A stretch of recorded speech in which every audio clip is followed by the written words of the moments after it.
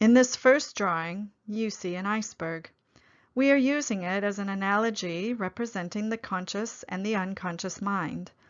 Notice the unconscious mind is under the water and is also many times larger than the conscious mind. Now we have added the superconscious. It is your inner genie. It can explore, identify, and repair issues that are active in the conscious and unconscious mind. You can see the ice fragments in the iceberg and one that is totally detached. These fragments represent parts or aspects of your personality and will be explained more deeply later in this presentation. They are the parts of us that can create conflict within us. The 4-year-old part wants a cookie, and the main personality wants to lose weight. These parts or fragments can either be active in the iceberg or outside of the iceberg, inactive and in a dormant state. The main goal of this education process is to have all parts or aspects of your personality want their trauma treated, want their positive behaviors and qualities strengthened with positive emotions, want to work on a consensual basis to create safe treatment plans for each and every part on the treatment team, and finally, want to be treated and join with the main personality. In this way, all aspects will have the same memory. This will end your inner conflicts. Now in this drawing, you see a timeline from conception until now. The superconscious, as you can see here, has been present since conception and has learned the same language, whatever language you are brought up in, or that of those speaking around you during gestation. This explains why we can communicate easily with the superconscious using our day-to-day language. But since it learns your language without any sensory experience or emotions attached to it, it is not affected or harmed by trauma. There are 3 types of memories that Dr. Flint discovered in his clinical experience. Memory 1 develops while the fetus is still in the womb. This memory consists of the simple neurostructures or basic connections that are being created at the time. Memory 2 begins to develop a little before birth and keeps developing until about age 4. Healthy and unhealthy core traits of the personality are formed in this memory. These traits are learned from our parents, siblings, and other influential people in our lives. They are like habits because they automatically influence many of our behaviors, like, for example, the perfectionist, the controller, the protector, the complainer, etc. Memory 3 starts to develop shortly before birth or at birth and continues until now. We start learning in the womb and continue to learn all of our lives. Learning is, in fact, the creation of memories. Memories that are used to create our main personality are selected from Memory 3. A collage of them runs our body and our thoughts.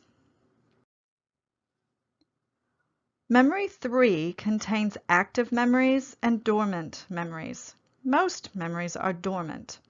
Active memories are used to create our behavior and thoughts, which are needed for our daily survival activities. Dormant or inactive memories can be awakened or triggered into activity by what we see, hear, feel, taste, smell, and our basic needs such as hunger, love, security, and safety. They are not needed all the time, but can be called into action as needed and sometimes when they are not needed or even wanted. Now let me give you an example of a dormant memory. I'm going to ask you a question. Notice that since I did not ask the question, you do not know what the answer is. In other words, the answer or the dormant memory was not triggered. Now watch when I ask you, when was the last time you rode your bike? Notice that you start to scan Memory 3 and the answer gets triggered into consciousness by the question. So you can see that when we trigger a dormant memory, it pops into our active experience. This is important to know because sometimes we have to wake up or activate target memories in the dormant memory for the superconscious to treat them. The superconscious cannot see or treat dormant memories if they are not in the active experience. Now I will explain how our behavior and thoughts are formed. The active experience, represented by the iceberg in this analogy, contains all the triggered active memories and physiological responses that are influencing our behavior. The dormant memories are outside, in the sea in this case.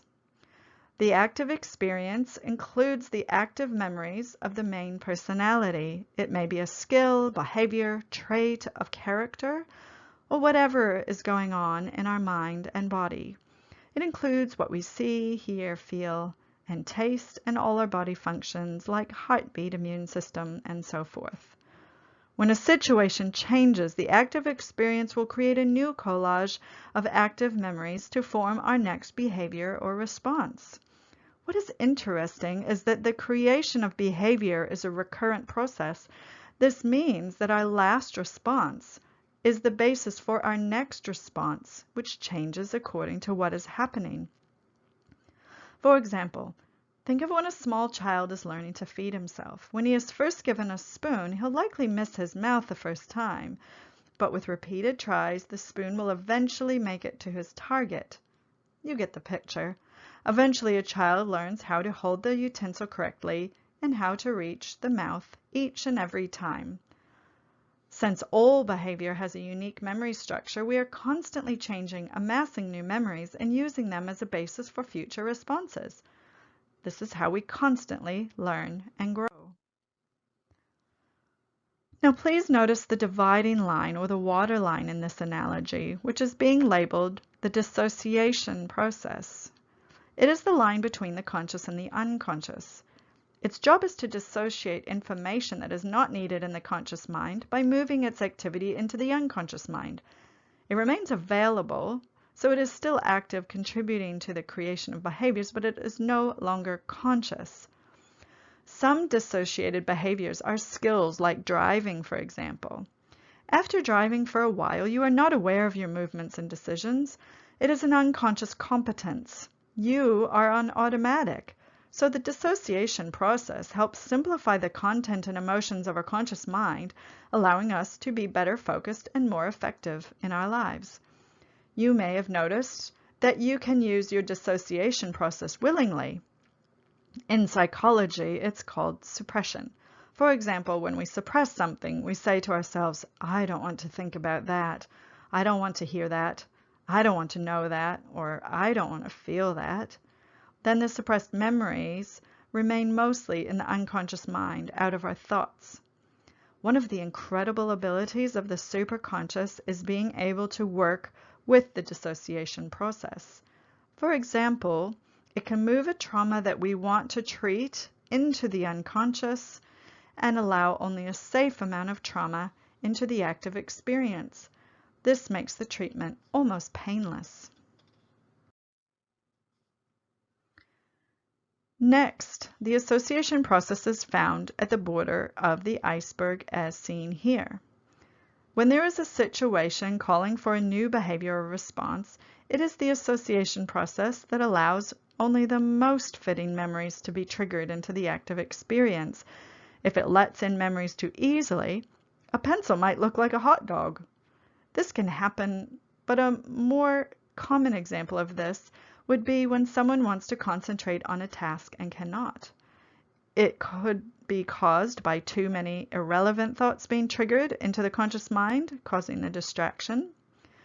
These are important concepts because when we realize that one or both of the processes are not functioning at their best, we can ask the superconscious to treat the traumas that has damaged them. Now, I will explain how severe trauma causes parts to have amnesia. We call them amnesic parts. We know that we can easily remember some traumas. For example, you fall off your bike and go to the hospital. You can come back home and tell everyone what happened. However, when the trauma causes extreme emotions and at the same time there are no learned memories or previous experiences to know the behavior to handle the situation, an amnesic trauma part can be formed, for example, during a car accident, physical or sexual abuse, Remember that we can use former memories from our experiences to build our next behavior, as in the example of a child learning to feed itself. Well, in this case, there's no learned memories to manage the situation, so the brain mobilizes with memories triggered by the intense emotions. When the brain mobilizes, the activated memories, independent of the main personality, pushes the main personality out of the active experience into a dormant state. Think of a cue ball hitting a pool ball. An executive function organizes and creates survival behavior.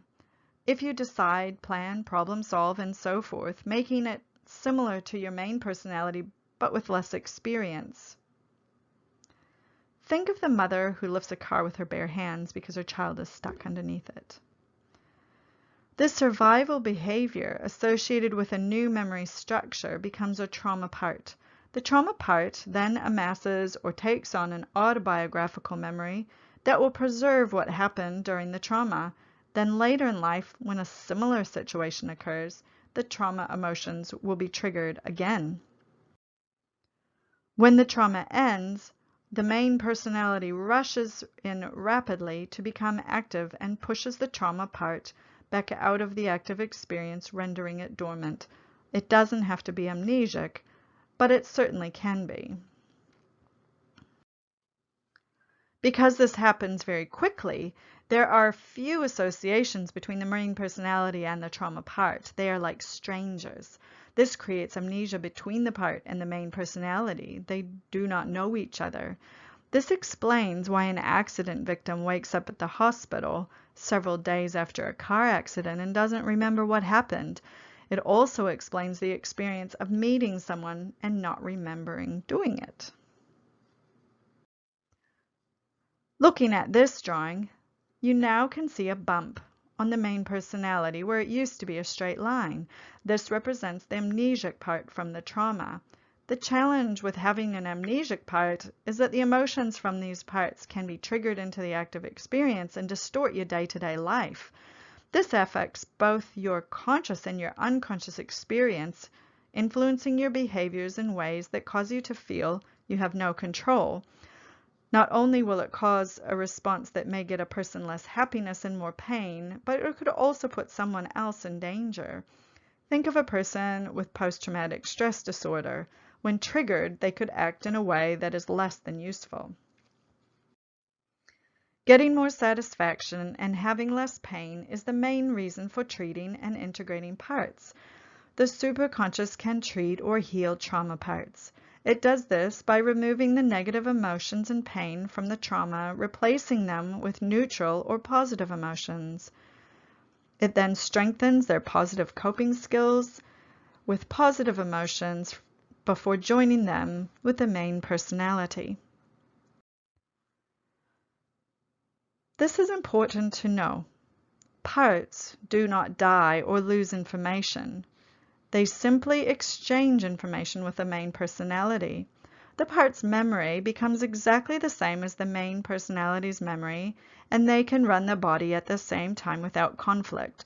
For example, the 4-year-old who wants a cookie and the adult who wants to lose weight will have the same memory and no conflicts. The part will not be motivated to get a cookie. The adult will not have to deal with that wish. The part still has a unique memory structure, but its memory is identical with the main personality's memory. Now, I want to ask all your parts to join the treatment team. By joining the treatment team, you will all want your trauma treated, want your positive skills strengthened, want to work in consensus, and want to join with the main personality. Then you will help make a treatment plan for each member, which will be approved of by agreement of all members. 100% agreement is necessary to accept treatment plans. However, I do expect the treatment of big intense pain will worry some parts. So now I will explain how big pain is treated. The trauma part works with the superconscious to bring it into the active experience. It puts just a little pain, like a little toe on the iceberg, into the active experience. 5 units of pain would be just a little of the trauma time. The members of the treatment team will adjust the rate of treatment until all members are comfortable with it. It could be 5 units, 3, 1, half, or whatever the treatment team decides. Also, if we were to treat 5 units of pain, one treatment after the other, the trauma part could destabilize and flood emotions into the conscious experience. We want to keep that flooding from happening, so we rest after each treatment. Here you can see that we treat a few units and then we stop. We wait till the part has stabilized again before we treat some more. This is how the superconscious will do it, so that it is very gentle and often completely painless. We repeat the process, treat, rest, until we have treated all the emotional pain associated with the part during the trauma. For all the parts that want to join the treatment team, please do so now. Thank you. You have now completed part 1 of your MAP training.